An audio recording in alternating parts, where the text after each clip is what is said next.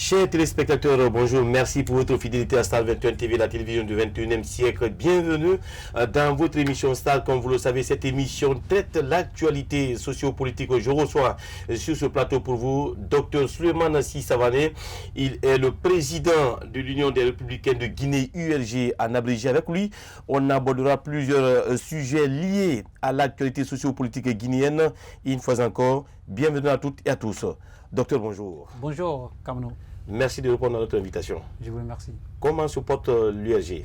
Alors, l'URG se porte très bien. Actuellement, nous sommes en train de préparer pour les élections législatives, malgré quelques incohérences par rapport à certaines décisions prises par l'opposition plurielle. Nous sommes en train de se concerter en vue de réussir notre projet de trouver des jeunes députés dans l'hémicycle guinéen. Alors, parlant justement de ce processus électoral, l'actualité reste dominée par la plénière de l'opposition républicaine. C'était ce lundi à Conakry. Plusieurs décisions ont été prises au cours de cette rencontre. Vous avez suivi. Quelle est votre réaction là-dessus? Alors moi je pense qu'il y a deux lectures qui vont brûler les lèvres actuellement par rapport à ça. C'est par rapport à une frange de l'unanimité par rapport à la décision qui a été prise. Mais aussi il faut parler aussi de l'applicabilité au sein des partis politiques. Est-ce que nous décidons ensemble de ne pas aller à l'unanimité de ne pas aller aux élections? Est-ce que tous les partis politiques qui composent l'opposition plurielle vont appliquer à la lettre la décision plurielle qui a été prise au sein de notre opposition? Bon, la crainte c'est quoi? C'est de ne pas bouffer les petits partis qui n'ont pas de gros moyens. Parce que si vous sortez la dernière carte... Bouffer les petits partis, alors, quoi vous faites allusion concrètement? Alors, bouffer les petits partis, ça veut dire que si les décisions changent à la dernière minute, c'est que les petits partis ne vont pas pouvoir, n'auront pas la dimension financière, mobiliser les moyens financiers pour aller aux élections. Donc, ce qui veut dire qu'il faut que nous jouions à la projection. C'est le bon moment d'anticiper, est-ce que nous irons ou est-ce que nous n'irons pas? Et pourquoi nous n'irons pas? Il faudrait que les situations soient un peu claires par rapport à ça. Il ne faut pas seulement voir les revendications qui sont sur les lignes revendiquées par l'opposition plurielle. Nous allons essayer plutôt de voir ce qu'on peut apporter par rapport à la décision qui a été prise, si on peut l'amender pour l'adapter aux besoins du peuple, parce qu'il faut le dire comme ça. Oui. Alors, je vais dire par là, qu'est-ce que la mouvance veut?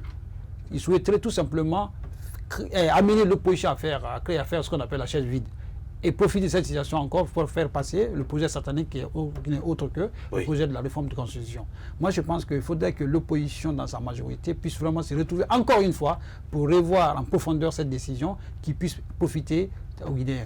Mais vous avez suivi justement parmi ces conditions posées par l'opposition plurielle. La première, c'est d'abord finaliser le processus électoral, c'est-à-dire les élections locales, l'installation des chefs de quartier, les conseillers.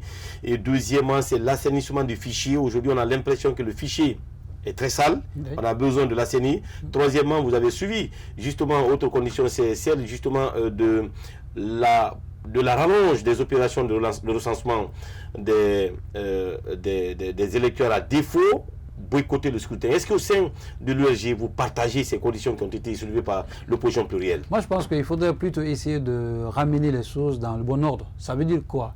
Nous revendiquons quoi à la base d'abord? Il faudrait d'abord s'attaquer au problème du fichier électoral. Oui. Ce problème a été posé il y a très longtemps. J'ai entendu beaucoup de leaders politiques s'attaquer à ce problème. Mais pourquoi jusqu'ici nous n'avons pas trouvé de solution? Alors nous sommes tous emballés, il faut le dire comme ça, hein, oui. À l'enrôlement. Hein, on a vu tous les leaders politiques qui passaient de point d'enrôlement au point d'enrôlement. Mais est-ce qu'on s'est posé la question? Nous nous engageons pour s'enrôler, mais est-ce que le fichier dans lequel nous sommes engagés pour faire l'enrôlement est fiable? Donc la fiabilité de ce fichier a été toujours un problème en Guinée. Oui. Pourtant, il y a eu des critiques quand même, puisque les recommandations faites par les experts n'ont pas été prises en compte. Alors justement, c'est pour dire que nous avons un problème en Guinée. Il ne faut pas toujours attendre à la veille des élections pour sortir ce genre de problème. C'est des problèmes qui devaient être il y a très longtemps. Débattus très longtemps. Oui. À l'interne, parce que vous savez qu'avant même de donner la date des élections, l'opposition devrait, dans sa manifestation, dans ses revendications, lors de plusieurs marches, il fallait d'abord poser en priorité le problème d'élection. C'est ça qu'il faut se poser. Nous nous battons pour que les élections soient libres et transparentes dans ce pays-là. Et si nous avons un fichier qui est grippé, il me semble qu'il faudrait trouver les remèdes nécessaires pour qu'on puisse sortir de cette situation-là. Oui. Moi, je pense que l'opposition, notre bloc doit plutôt essayer de voir les choses de façon très claire. Oui. Disons au gouvernement Alpha Condé qu'on trouve les moyens nécessaires pour que ce fichier soit compatible aux besoins des Guinéens. Compatible comment? Il ne faut pas que toutes les composantes de la vie politique guinéenne se retrouvent dans ce fichier pour que nous tombions d'accord sur un point, que ce fichier puisse accompagner, c'est-à-dire garantir, c'est-à-dire, si vous voulez bien, l'installation qu'on appelle ça, la mise en place des appareils d'élection qui puissent vraiment arriver au bout. Je veux dire par là quoi?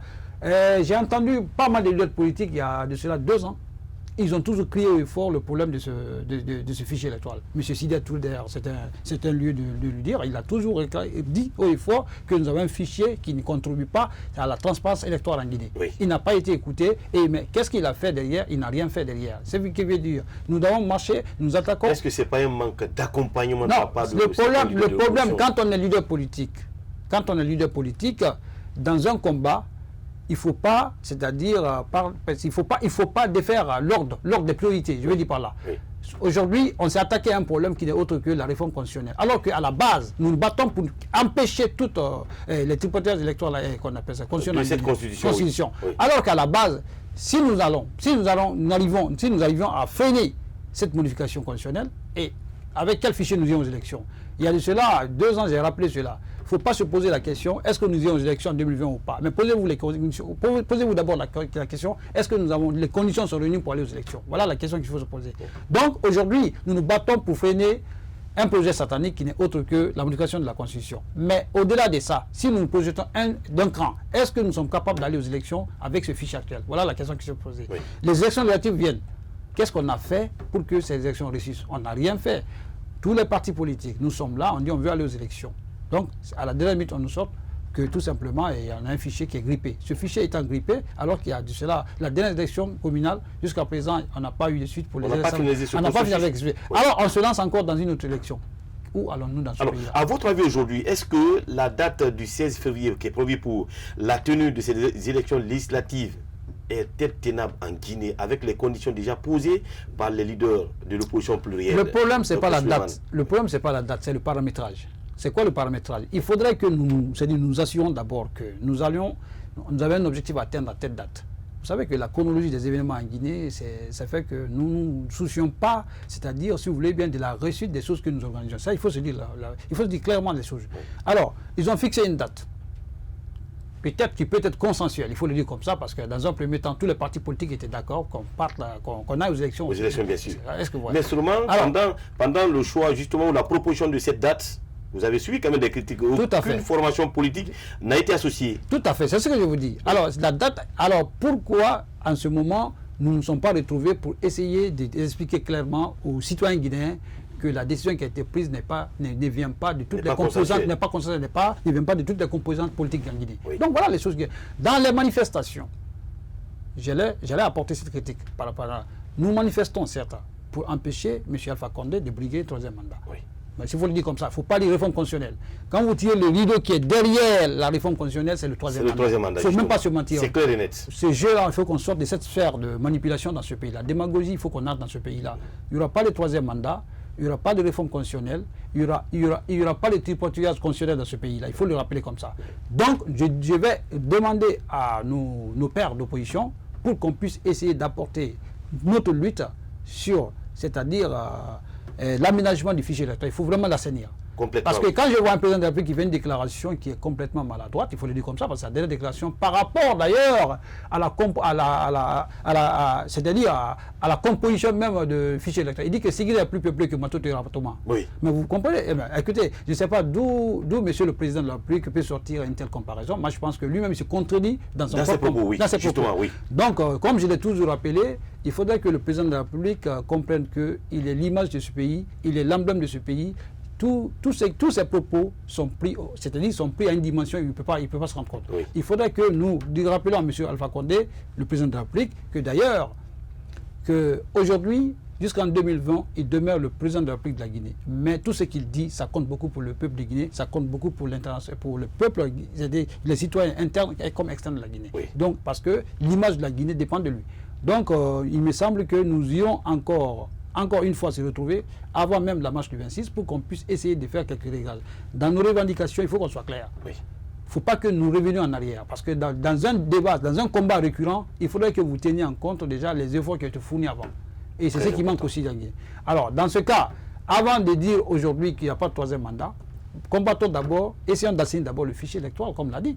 Parce que si nous combattons pour ne pas qu'il y ait un 3e mandat et que nous arrivons maintenant au soir de 2020, avec un fichier qui ne peut pas faire, qui ne peut pas assurer la garantie, la stabilité de la chose. Oui. Donc, je pense que c'est d'autres problèmes qui vont encore qui se créer. Puisque l'installation des chefs de quartier également, c'est l'une des conditions, si nous savons que les chefs de quartier qui sont en place, la plupart roulent pour le pouvoir. Oui. Est-ce qu'aujourd'hui, quand on va procéder à l'installation des chefs de quartier, ça ne peut pas être un ouf de soulagement pour les partis de l'opposition? Justement, avant de dire que nous n'unions pas aux élections, justement, avant d'aller dire que qu'est-ce qu'on a fait pour pousser Alpha Condé pour qu'il puisse installer déjà les conseils des quartiers. Oui.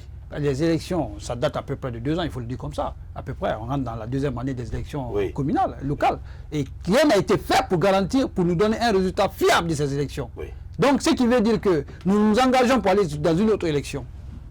Donc, ça veut dire que nous allons nous faire avoir à chaque échéance électorale sans se poser la question pourquoi nous sommes allés. Et chaque fois, c'est la même chose. C'est une périodicité d'échecs que l'opposition guinéenne va tout le temps subir. Oui. Alors, vous avez suivi, justement, en parlant de ce processus électoral, de ces élections législatives, vous avez suivi la caution qui a été fixée par la Commission électorale nationale indépendante. Je veux parler de la CENI.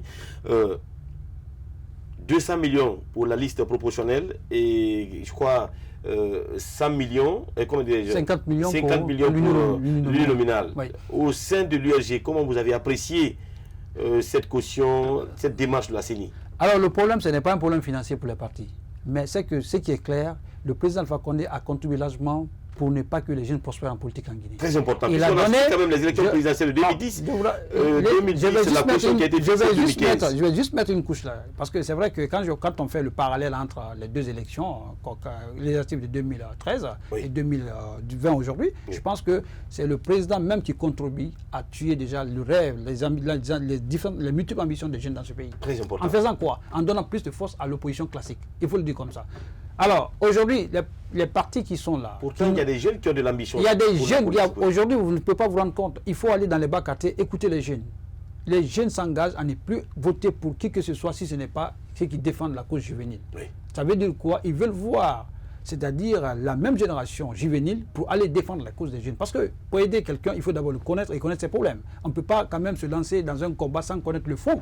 C'est pour vous dire que ces jeunes dans les bas quartiers ont passé des messages. Nous avons rencontré pas mal de jeunes qui ont dit aujourd'hui, vous jeunes, nous voulons que vous alliez vous présenter comme candidat dans telle commune, ou bien dans telle localité pour que vous puissiez combattre notre... Parce que vous savez comment nous vivions, c'est que nous partageons au quotidien. Donc ils disent qu'ils sont prêts à accompagner tous les jeunes. Mais ces jeunes qui ont cette ambition-là, s'ils ne peuvent pas trouver les 200 millions ou les 50 millions pour se présenter, ça veut dire que c'est un rêve. Ça devient compliqué. Ça devient compliqué. Donc c'est pourquoi je vous ai dit que le président Alpha Condé a tout fait pour empêcher les jeunes de prospérer en politique dans ce pays-là. Oui. Et ça veut dire quoi? Il a donné beaucoup plus de force à l'opposition classique de toujours bouffer... Qui a les moyens. C'est pourquoi j'ai dit, d'un côté, la mouvance contribue à la destruction totale des rêves des juvéniles. Oui. Et de l'autre côté, la décision qui a été prise, c'est pourquoi j'insiste là-dessus, il y a 2 branchements. Le premier, il faudrait qu'on s'assure que cette décision a été prise à l'unanimité, qu'on n'ira pas aux élections et qu'on reste derrière ça. Et si on ne le fait pas, ça veut dire que ça sera toujours une périodicité d'échec en Guinée. Au secondo, il faudrait qu'on s'assure que tous les partis politiques qui seront membres, signataires de cette décision, respectent l'applicabilité de cette décision. Ça veut dire quoi? Il ne faut pas qu'à la dernière minute, à 2 ou 48 heures des élections, qu'on nous sorte, ah oui, nous allons aux élections comme ils l'ont toujours fait. Oui. On ne veut pas se faire. Et là, la plupart justement de ces partis, entre parenthèses guillemets, petits partis auront des problèmes quand même pour mobiliser les fonds afin de présenter les candidats. Le problème, je suis tout à fait... Tous les partis politiques n'ont pas les mêmes problèmes. Bien sûr. Il y a des partis politiques qui peuvent vraiment trouver les 200 millions, les 50 millions, jusqu'à présenter 6 à 7 personnes à l'usine. Le constat, tout se repose quand même sur le leader en Afrique. Tout à fait. Le problème, ça a été la culture qui a été... Ce qui fait que nous n'avons même pas d'alternance au sein même des partis politiques. Ça, c'est un problème. Oui. Nous nous attaquons à un dictateur Alpha Condé et nous-mêmes, nous construisons des dictateurs. C'est-à-dire par notre façon de faire les choses, il faut le dire comme ça. Oui. Donc moi, je pense que le problème de financement des partis politiques... Peut-être je ne connais pas au sein de tous les partis politiques, mais à l'URG, je pense que nous y allons aux élections malgré la mauvaise volonté de la mouvance d'empêcher notre ambition d'être député, nos jeunes députés aller à l'hémicycle, nous y allons quand même aux élections. Mais nous pensons aussi par solidarité aux partis politiques qui sont avec nous, qui partagent notre quotidien. À travers notre échange, on a compris qu'il y a des difficultés énormes pour aller aux élections. Ça veut dire que qu'on appelle ça, la caution se taille à 200 millions de francs pour la liste nationale, et que 50 millions, je pense que c'est un geste de blocage pour ces jeunes. Alors, nous allons marquer une courte pause. On revient dans un instant pour continuer cette émission avec vous, chers téléspectateurs.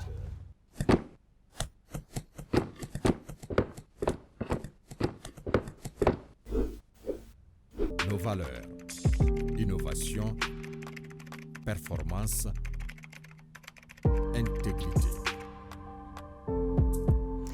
L'émission Starcom se poursuit sur ce plateau de Star 21 TV, la télévision du 21e siècle. Notre invité est Dr Souleymane Sy Savané. Dr Souleymane Sy Savané, il est le président de l'Union des Républicains de Guinée, une formation politique de l'opposition en pluriel. Alors, docteur, nous allons à présent vous proposer la plénière tenue par l'opposition plurielle concernant justement sa position par rapport à la tenue des prochaines élections législatives. On revient sur ce plateau pour continuer le débat avec vous. L'opposition politique se retrouvait aujourd'hui de 11h30 à 14h20 pour évaluer la préparation des élections législatives. Elle a commencé par prendre acte de l'annonce de M. Alpha Condé de changer notre constitution. Elle a examiné l'état de préparation des élections législatives. Elle s'est rendue compte, après les échanges, qu'on est en train plutôt de préparer une mascarade électorale. D'abord, au niveau de la révision du fichier, vous avez tous suivi qu'il y a eu un enrôlement massif de mineurs. Et il y a eu des obstructions sévères contre l'enrôlement des citoyens guinéens qui avaient le droit de se faire enrôler. Il est évident que ce fichier ne reflètera pas l'état du corps électoral guinéen. Des gens qui n'en ont pas le droit ont été massivement enrôlés, des gens qui ont le droit n'ont pas été autorisés à s'enrôler. Donc nous rejetons ce fichier. Et nous avons décidé que nous ne pouvons pas participer et nous ne pouvons pas accepter qu'une élection basée sur ce fichier soit organisée parce qu'il ne reflètera pas la volonté de notre peuple qui, au regard de nos lois, a le droit de choisir ses députés. Alors, qu'est-ce qu'on va faire ? Bien entendu, il ne s'agit pas de boycotter. Nous allons empêcher que ces élections aient lieu jusqu'à ce que les conditions d'un scrutin équitable, transparent et juste soient réunies. Parmi ces conditions, je dis qu'il y en a plusieurs, mais parmi ces conditions, il y a bien entendu le fichier. Il faut qu'il y ait un fichier qui reflète fidèlement l'état du corps électoral et que les Guinéens qui ont le droit de choisir leurs députés soient inscrits. Et ceux qui n'ont pas le droit soient extirpés du fichier. Deuxièmement, il faut que les élections locales soient achevées. Troisièmement, il faut qu'il y ait un président de la CENI compétent, neutre et impartial, capable de diriger cette importante institution. Mais avant tout ça, j'ai commencé par parler de l'annonce du président de la République. Nous n'acceptons pas le changement de constitution.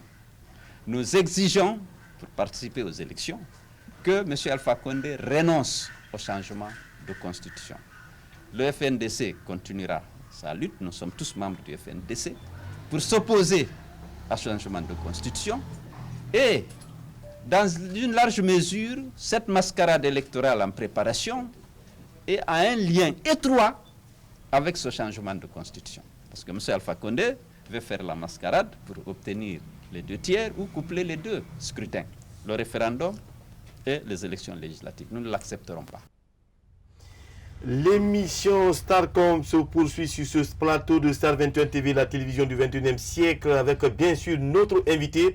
Il s'agit de Dr Souleymane Sy Savané. Il est le président de l'Union des Républicains de Guinée, une formation politique de l'opposition plurielle guinéenne. Docteur, vous avez suivi la plénière, le compte rendu fidèle rendu par le chef de file de l'opposition en personne, en l'occurrence Elhadji Momad Cirou Dalein Diallo. Quelle est votre réaction là-dessus? Alors, ma réaction, j'apprécie beaucoup la décision qui a été prise, mais il faudrait que nous insistons sur un point. Comment empêcher M. Alpha Condé à réussir son coup d'État constitutionnel? Voilà la question qu'il faut se poser. Oui. Moi, je pense qu'il est bien vrai de trouver tous ces points de revendication, hein, et c'est très bien.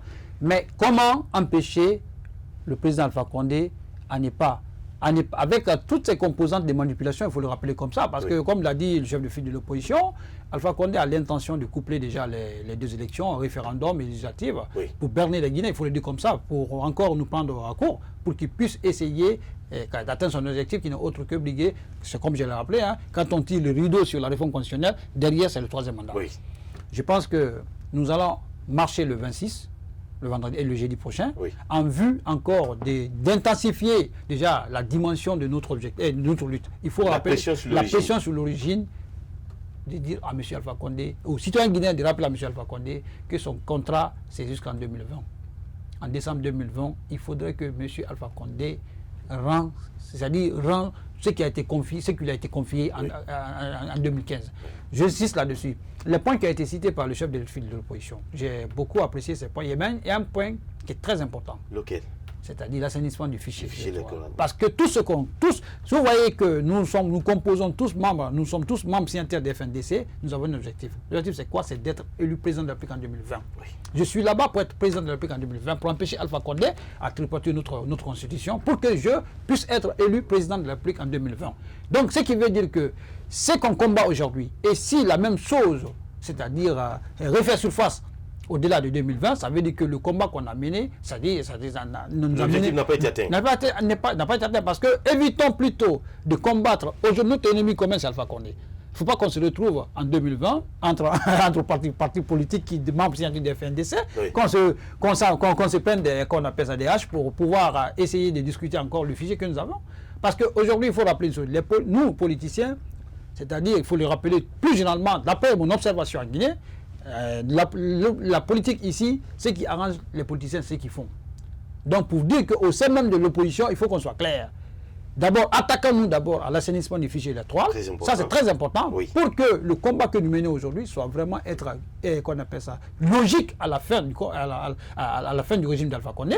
Et après, tous les Guinéens ont conscience que Alpha Condé ne peut pas briguer un troisième mandat. On fait c'est-à-dire, il veut tester les Guinéens, mais ça ne marcherait pas. Ça, il faut le rappeler, parce qu'on a tout fait. Nous avons mis tout ce qu'il faut pour qu'il n'y ait pas de tripotage électoral dans ce pays. L'arrivée de M. Alpha Condé a été un espoir salutaire pour tous les Guinéens dans le monde entier. Nous en sommes même fiers de dire aujourd'hui que nous avons eu en Guinée un président qui a été élu démocratiquement pour la première fois dans l'histoire. Il faudrait que cet espoir-là soit accompagné par le président lui-même, qui passe par tous les moyens pour que nous puissions vraiment conserver ces acquis démocratiques. Et pour cela, nous, des FNDC, je me réclame, il faut que membre signataire, l'URG est un parti membre signataire du FNDC. Il faut que notre combat, c'est d'empêcher le président Alpha Condé de briguer un troisième mandat.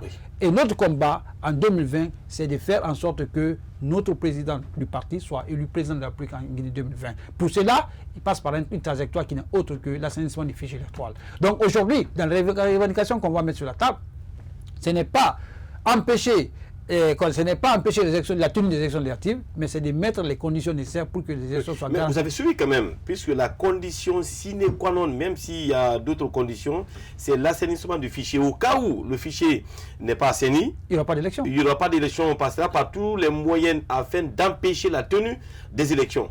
Je répète encore une fois, il faudrait qu'il y ait vraiment une entente sur l'applicabilité totale de cette décision. Que tous les partis politiques, qu'on soit ferme là-dessus, qu'on n'ira pas aux élections. Et on explique clairement aux citoyens pourquoi nous n'irons pas aux élections, parce que c'est une mascarade électorale qui a été déjà conçue après le chef de l'opposition. Au-delà de ça, j'insiste encore, il faudrait que les partis politiques de l'opposition plurielle se retrouvent encore une fois de revoir les points de vue, de donner plutôt, c'est-à-dire la priorité à certains points de revendication. qui est même si tout est priorité, mais il y a des priorités parmi les priorités. Dire qu'il faut changer la tête de la CENI, ce n'est pas notre problème. Il suffit tout simplement de mettre un fichier. Non, mais Monsieur le Président, vous ne pensez pas que la tête soit à l'origine de tous ces problèmes, puisqu'on dit le plus souvent que... je pense que la CENI, à un moment donné, on avait tout fait pour que ça soit composé par toutes les sensibilités. Je pense bien. Oui. Alors il faut donner beaucoup plus de force aux représentants des différentes sensibilités pour qu'on puisse essayer d'empêcher une dictature au sein même de la CENI. Ça, c'est un problème qu'il faut encore rappeler. Oui. J'insiste là-dessus que ces points qui étaient énumérés par le chef, par le chef du fil de projet, c'est des très bons points de revendication. Mais j'insiste sur un point, tombons tous d'accord que la tenue des élections législatives ne pourront pas le parce que nous n'avons pas un fichier crédible. C'est tout ce que je pense. Très important. Alors, Monsieur le Président, en parlant justement de la tenue de ce processus, c'est vrai que beaucoup de conditions ont été posées. Mais bien avant, vous avez suivi le discours du chef de l'État, Alpha Condé. Quelle est votre réaction là-dessus? Je vous ai toujours dit que il y a quelques mois que j'ai toujours rappelé que n'écoutez pas le procès Alpha Condé. Alpha Condé... Il est le père de la nation quand même. Non, si je vous dis ne l'écoutez pas, en fait, dans cette déclaration maladroite, il faut le dire comme ça. Oui. Parce que quand un président de la République n'arrive pas d'abord à se préparer conséquemment avant de faire une déclaration, moi je pense que c'est des déclarations maladroites, c'est irresponsable parce que je vous ai toujours dit que dans la communication d'Alpha Condé, il souffre de ce qu'on appelle la dysphasie. Il faut se mettre d'abord dans une situation, dans un contexte logique avant de faire une déclaration. Oui. Vous venez de déclarer, vous adressez à la nation. Est-ce que vous évaluez un peu l'impact de vos déclarations, du contenu de votre déclaration? Très important, oui. Parce que je me demande toujours que... Et surtout pour laissez-moi juste mettre cette couche. Monsieur Alpha Condé, il faut qu'il prenne conscience, même si il reste que quelques mois de sa présidence, qu'il est le président de la République. Oui. C'est lui, je pense que tous les Guinéens. Tous les Guinéens. Mais je pense que ce message-là, il n'y a personne à ses côtés pour lui rappeler que monsieur Alpha Condé, vous êtes le président de tous les Guinéens. Oui. Ce que vous dites, ça représente, si vous voulez, toute la Guinée. Donc, dans sa communication, je pense que ces dérapages-là, je me demande jusqu'à aujourd'hui, on ne pourra pas le traiter. M. Alpha Condé pense toujours qu'il est l'opposant. Okay. Il ne faudrait pas que, c'est pourquoi j'ai toujours dit, il devrait être éternellement opposant. Il ne devrait jamais être président de la République, dans la mesure où le destin a décidé autrement qu'on est un opposant opposé à sa propre politique. Oui. C'est un opposant opposé à sa propre politique, il faut le dire comme ça. Okay. Parce que quand vous combattez pendant 40 ans pour obtenir quelque chose et que vous ne savez pas qu'est-ce que vous devez en faire de cette chose, je pense que vous êtes opposé à votre propre idéologie. Okay. Donc aujourd'hui, ce que je peux passer comme message à l'endroit de la communication, j'attends un président de la République qui peut nous dire, voilà les jeunes, j'ai trouvé un tunnel d'accompagnement pour que vous puissiez marcher sur la trajectoire d'entrepreneuriat. Oui. Il faut que le jeune Guinéen dise que je ne suis pas obligé de passer par la fonction publique. Je peux passer par un autre chemin qu'on appelle l'entrepreneuriat. Surtout la promotion du secteur privé. La promotion du secteur privé. Oui. Je pense que c'est des choses qu'on attend d'un président de la République. Oui. Qu'est-ce qu'on attend d'un président de la République? Qu'il nous dise comment réformer notre secteur éducatif pour que les jeunes Guinéens comprennent que c'est à travers l'éducation, la bonne formation, qu'on puisse vraiment trouver ce qu'on appelle le bien-être. C'est ce qu'on attend de lui. Qu'est-ce qu'on attend du président de la République? On attend de lui qu'il soit exemplaire dans ce pays-là. Qu'on dise qu'on a un président qui a été élu démocratiquement, qui a servi démocratiquement ce pays, qui a tout fait pour qu'on puisse essayer d'accéder à ce qu'on appelle le bien-être des Guinéens. C'est ce qu'on attend de lui. On n'attend pas de lui ce qu'on appelle cette déclaration fantaisiste, il faut le dire comme ça, cette déclaration fantaisiste, enfantine, qui irrite les citoyens. Oui. Qui aujourd'hui, il y a des citoyens qui n'ont même pas envie de l'écouter. Parce que vouloir écouter Alpha Condé, ça dit tu tailles la dimension de qu'on appelle ça d'échec de notre nation. Alors, nous allons marquer un coup de pause. On revient dans un instant pour continuer cette émission avec vous, chers téléspectateurs.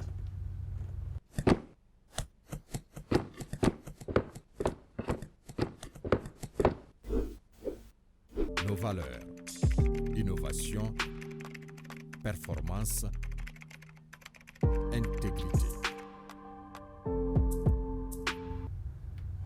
L'émission Starcom se poursuit sur ce plateau de Star 21 TV, la télévision du 21e siècle, avec bien sûr notre invité, en l'occurrence Dr Souleymane Sy Savané. Il est le président de l'Union des Républicains de Guinée, une formation politique de l'opposition plurielle guinéenne. À présent, nous allons vous proposer un entretien réalisé par la rédaction politique de Star 21 TV. Un entretien qui a été accordé bien sûr au président du bloc libéral, en l'occurrence Dr Faya Milimono, revient sur ce plateau pour continuer le débat avec vous.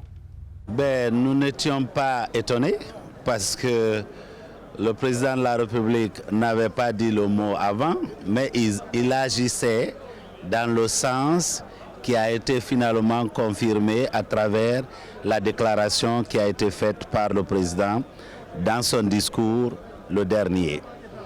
Et pour ajouter l'acte à la parole, il a fait publier une nouvelle constitution et nous avons considéré cet acte comme un coup d'État constitutionnel.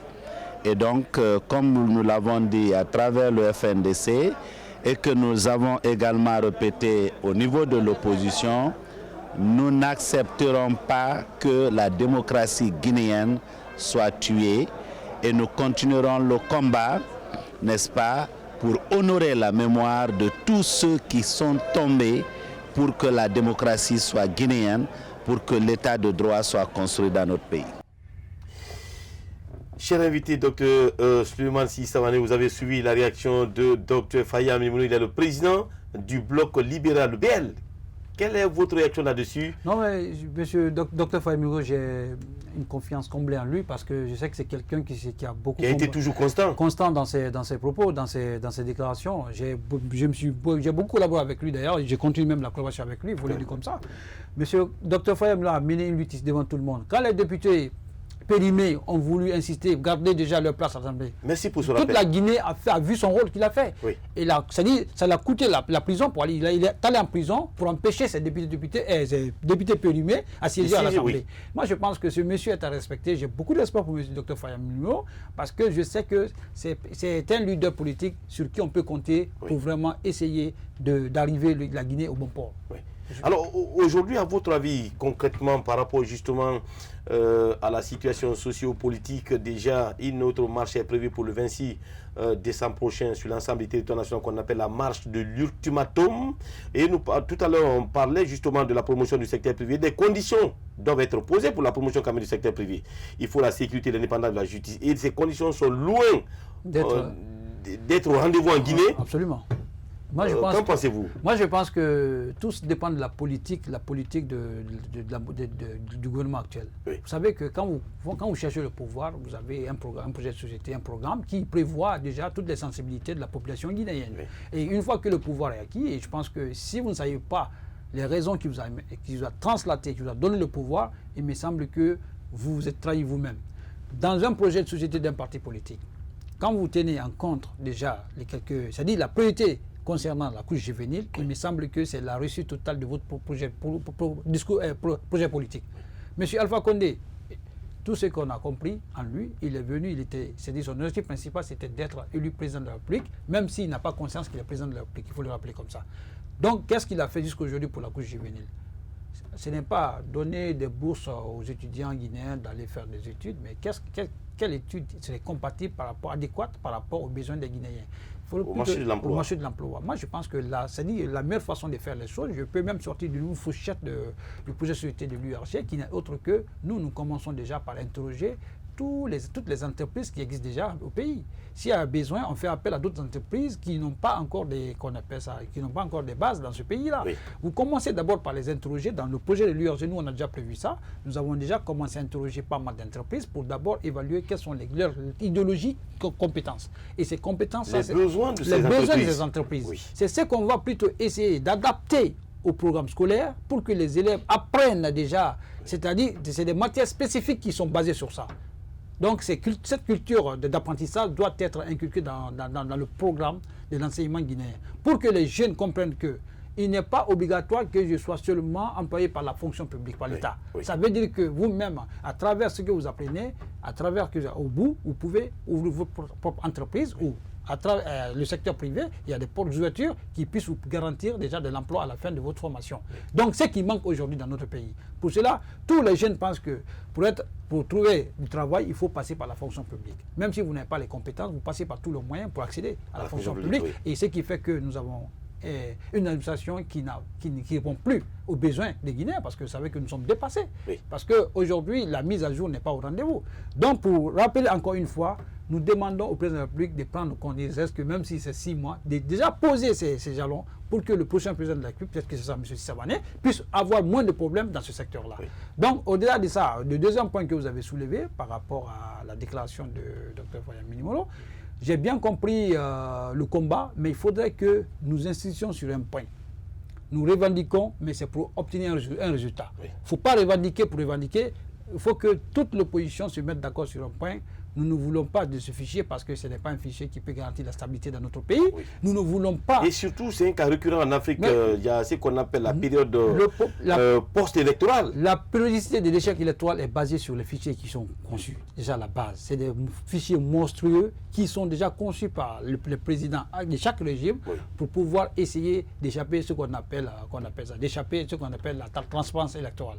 Et sur ça, en Guinée, nous n'allons pas laisser un parti politique ou un président de la plus confisquer déjà nous acquis déjà des démocratiques. Je rappelle encore une fois que la lutte du FNDC les prochains jours, c'est d'empêcher, c'est-à-dire d'amener le gouvernement à assainir le fichier électoral. Ça, c'est la première des choses. Et la deuxième des choses, c'est pour dire à M. Alpha Condé de renoncer au projet satanique. Son projet satanique. Parce que nous, le pays là, nous n'avons que ce pays-là. Il ne faut pas qu'à cause de son intérêt égoïste, il faut le dire comme ça, qu'il va embraser toute la Guinée. Mais est-ce qu'aujourd'hui, Dr Suleiman, vous êtes vraiment surpris de la réaction d'Alpha Condé après 40 ans de combat politique, lui qui devrait être un modèle en termes de démocratie, soit aujourd'hui une sorte, disons, d'ennemi de la démocratie, puisque quand même après 40 ans, il doit être un modèle quand même. C'est ce que j'ai rappelé, c'est le vecteur destructeur des rêves politiques en Guinée.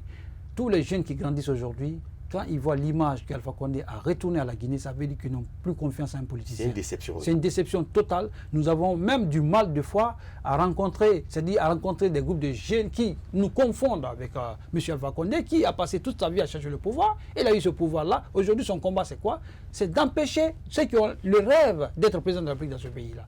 Il faut qu'on lui rappelle que chaque chose a son temps. Il a combattu pendant 40 ans, il n'a pas eu le pouvoir. Après avoir obtenu ce pouvoir-là, il faut qu'ils comprennent qu'après lui, il y a une continuité qui va se jouer dans ce pays-là. Ce n'est pas le peuple qui l'a ça. Ce n'est pas les Guinéens qui l'ont empêché, Alpha Condé, de se faire un dauphin crédible dans ce pays-là. Vous savez, le problème, c'est quoi? Au sein même de la mouvance, ils n'ont pas de dauphin. Il n'y a pas de dauphin. Il n'y a pas de dauphin, il n'y a pas d'homme crédible. Il n'y a pas de pour le comprendre, j'étais juste un œil à la composition, à la recherche même des têtes des listes des députés au sein de l'RPC. On a vu sa réaction le jeudi dernier. Vous comprendrez que RPC ne rigole aucun jeune intellectuel qui puisse vraiment défendre les intérêts de ce pays-là. Je vous le dis, je vous le confirme devant quiconque, je peux le répéter. Et ils sont en déficit total d'hommes de confiance, de jeunes crédibles pour pouvoir représenter la continuité de leur politique du gouvernement. Très important. Parce que c'est une médiocrité. Alors, nous allons vous inviter à suivre une autre interview réalisée par la rédaction politique de Starcom, de Star 21 TV. Il s'agit bien sûr de d'Aliouba, il est le président du parti Modèle. On revient dans un instant pour continuer le débat sur ce plateau. Nous avons dit que c'est l'officialisation du coup d'État constitutionnel qu'Alpha Condé et son clan préparent depuis très longtemps. Et sur ce, nous avons pris nos dispositions par anticipation. Et aujourd'hui, l'histoire nous donne raison. Mais au-delà de cela, au sein du FNDC et de l'opposition politique, nous avons déjà annoncé quelles sont les dispositions que nous sommes en train de prendre. Et éventuellement, aujourd'hui, nous nous sommes retrouvés parce que vous savez que le FNDC a plusieurs composantes. Donc c'est la composante politique qui s'est retrouvée aujourd'hui pour examiner le processus électoral et les actions qu'il faut mener dans les prochains jours. Alors, on revient sur ce plateau avec vous, Dr Suleiman Si Savané. On va d'abord, vous allez réagir par rapport justement à cet entretien d'Aliouba du Parti Modèle. Mais ensuite, votre point de vue par rapport au retrait des commissaires au sein de la CENI concernant le processus électoral. Oui, justement, c'est ce que j'avais rappelé la dernière fois. Je vous ai toujours dit que ça dépend toujours des conditions dans lesquelles les partis ont donné les représentants au sein de la CENI. Oui. Donc, c'est pour vous dire qu'il fallait d'abord se poser la question que la personne qui a été mise, le monsieur qui est mis à la tête de la CENI, est-ce qu'il pouvait vraiment garantir, c'est-à-dire la transparence au sein même de la CENI? Pourtant, il est de la société civile, même si aujourd'hui il est accusé d'être proche de la mouvance. Non, le problème n'est pas là. Le problème, ce n'est pas parce que ce n'est pas là où vient. C'est qu'est-ce qu'il est devenu. C'est la question qu'il faut se poser. Dans ce pays-là, c'est la question qu'il faut se poser. Oui. Vous allez voir un jeune homme aujourd'hui qui critique aujourd'hui, il faut le dire comme ça, parce qu'on a beaucoup vu dans ce pays-là. Oui. On a vu le cas d'Abaka Silla, porte-parole de l'opposition européenne, porte-parole du gouvernement. C'est pour vous dire qu'aujourd'hui... Mokhtar Diallo également, de NFD. Justement, c'est pour vous dire qu'aujourd'hui, il ne faut pas se poser la question, c'est-à-dire d'où vient ce monsieur, mais qu'est-ce qu'il est devenu? Voilà la question qu'il faut se poser. Voilà, c'est-à-dire cette transformation rapide, à un débit inestimable, qu'il faut se poser la question. En Guinée, c'est ce qu'on subit tous les jours. Donc, c'est pour vous dire que quand vous voyez des jeunes qui se lancent en politique, il faudrait que nous, citoyens, on les accompagne, on les encourage. Oui. Pour qu'ils puissent répondre à vos attentes un jour. Mais si ces citoyens même, eux, ils contribuent déjà à pousser ces jeunes à jouer le rôle de Mokhtar Diallo, qui aujourd'hui ne peut pas affronter un groupe de jeunes en Guinée, il faut dire comme ça, qui aujourd'hui se mettent sur la même trajectoire que M. Aboubacar Sidla, qui porte-parole de la mouvance, porte-parole de l'opposition. Bon, on ne finira pas de citer tout ce qu'ils font. Est-ce que Dr Suleiman, l'inconstance des leaders politiques n'est-il pas l'origine aujourd'hui du divorce entre les citoyens et certains leaders politiques? Ça n'a rien à voir. La politique, c'est la conviction, c'est le combat, c'est-à-dire l'objectif de ce que vous devez atteindre. C'est-à-dire, vous savez, il ne faut pas vous réveiller un matin comme ça, je fais la politique. Un homme qui crée un parti politique, il me semble, dans ma propre façon de penser, il me semble que je veux être élu, je veux être président de la République. Oui. Et quand tu veux être président de la République, il faudrait que vous ayez une constante inégalée dans votre combat. Ça veut dire quoi? Ça veut dire que vous savez ce que vous voulez et vous cherchez à vous armer des moyens pour arriver à vos ports. Voilà ce qu'il faut se poser. Ce n'est pas un petit portefeuille ministériel qui va vous faire dévier, comme l'a fait les autres. Nous, notre objectif, c'est quoi? Il faudrait que tous les citoyens qui se battent pour nous, URG, c'est-à-dire se reconnaître dans notre combat. Il faut qu'ils se reconnaissent dans notre combat. Il faut qu'ils comprennent que l'objectif de l'URG, la constante des valeurs de l'idéologie URG sera au bon port. C'est pour le garantir cela. C'est pourquoi nous nous battons haut et fort.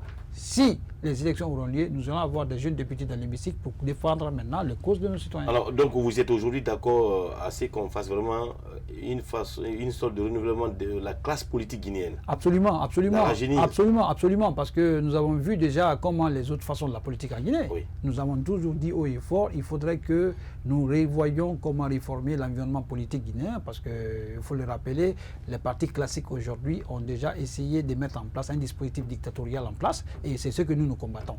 Et c'est pourquoi à chaque rencontre avec des groupes de jeunes, nous les invitons de trouver des jeunes qui vont jouer le présentoir de réussite des autres jeunes pour les inciter à la réussite. Oui. Voilà le combat de l'URG.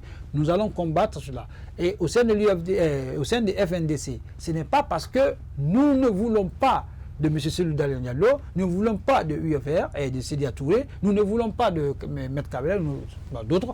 Nous voulons tout simplement que le combat ait un objectif qui puisse vraiment nous amener à renoncer à un changement constitutionnel. C'est tout le combat. Le reste, ce n'est pas le combat des FND. Le combat des FND, c'est d'empêcher Alpha Condé de faire un troisième mandat. Oui. Voilà. Et après, tous les partis politiques vont chercher, sachant que nous aurons un fichier électoral qui puisse nous garantir la stabilité dans ce pays. Oui. Alors, en tant que président d'un parti politique très jeune, quel message avez-vous à passer aujourd'hui? Nous tendons presque vers la fin de cette émission aux militants et sympathisants, non seulement de votre formation politique, mais aussi au peuple de Guinée. Je demande aux militants de l'UAG de rejoindre le FNDC pour empêcher M. Alpha Condé de briguer un troisième mandat. Je demande aux citoyens guinéens de se joindre au FNDC pour garantir la stabilité dans ce pays. C'est la seule voie, la seule trajectoire pour garantir la stabilité dans ce pays-là. Oui. C'est pour vous dire que nous avons juré d'accompagner un président qui soit élu démocratiquement. Oui. Nous lui avons donné les moyens et le temps nécessaire pour qu'il puisse gouverner jusqu'en 2020.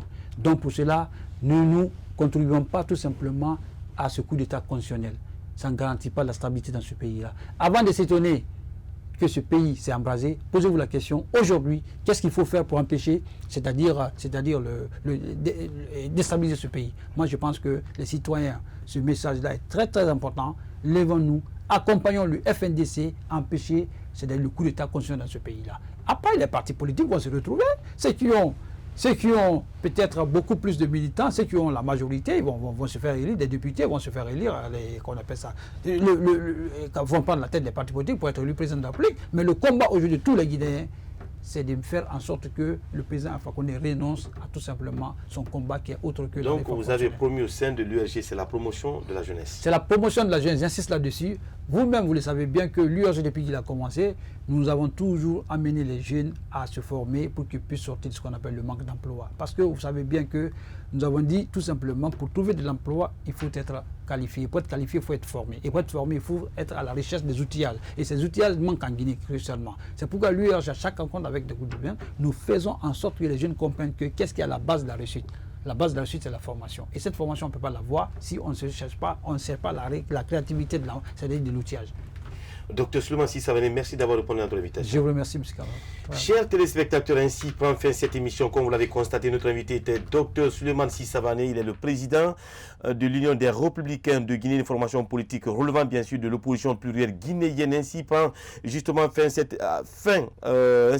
émission. Merci à toute l'équipe de la régie pour des efforts consentis et nous vous souhaitons une excellente suite de programmes en compagnie bien sûr des programmes de la Star 21 TV, la télévision du 21e siècle.